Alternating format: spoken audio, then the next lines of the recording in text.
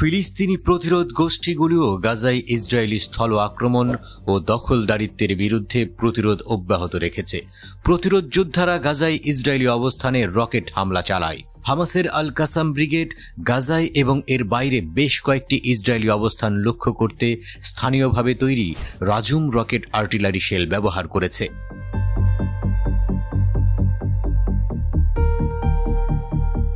আল কাসাম যোদ্ধারা নেজ্জারিম অক্ষে দখলদার বাহিনীর ওপর রকেট ছুড়েছে।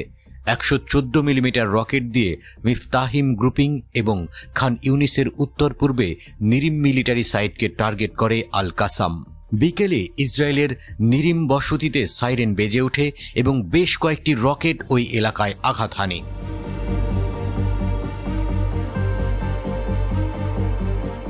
পূর্ব রাফাতে আল মুজাহিদিন ব্রিগেড ইসরায়েলি M113 সাঁজোয়া কর্মী বাহকে একটি ইম্প্রোভাইজড ব্যারেল বোমার বিস্ফোরণ ঘটায়। ব্রিগেড প্রকাশ করেছে, বোমা স্থাপনের সময় ইসরায়েলি ড্রোন হামলায় তাদের 2 যোদ্ধা নিহত হয়েছে। তবে যোদ্ধাদের আরেকটি দল মিশনটি সম্পূর্ণ করতে সক্ষম হয়েছিল। 2 শহীদ যোদ্ধা হলেন ফিল্ড কমান্ডার বিলাল হাসান হুসাইন আল আরজানি এবং যোদ্ধা মুনির তালাত আল নাজ্জার।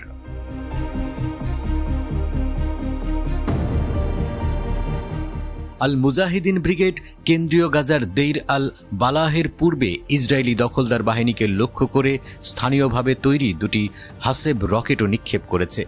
আরও কয়েকটি ফিলিস্তিনি দল রকেট ও মর্টার হামলা চালায়। Democratic Front for the Liberation of Palestine DFLPর ন্যাশনাল রেজিস্ট্যান্স ব্রিগেড রাফাহ শহরে অগ্রসর হওয়া ইসরায়েলি দখলদার বাহিনীর উপর মর্টার হামলা শুরু করে।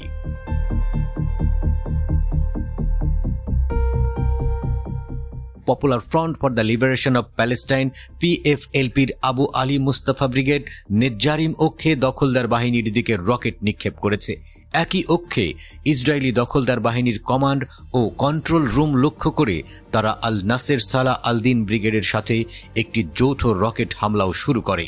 আল আকসা ব্রিগেড শক্তিশালী মর্টার শেল ব্যবহার করে এই কমান্ড এবং কন্ট্রোল রুমকে লক্ষ্য করে।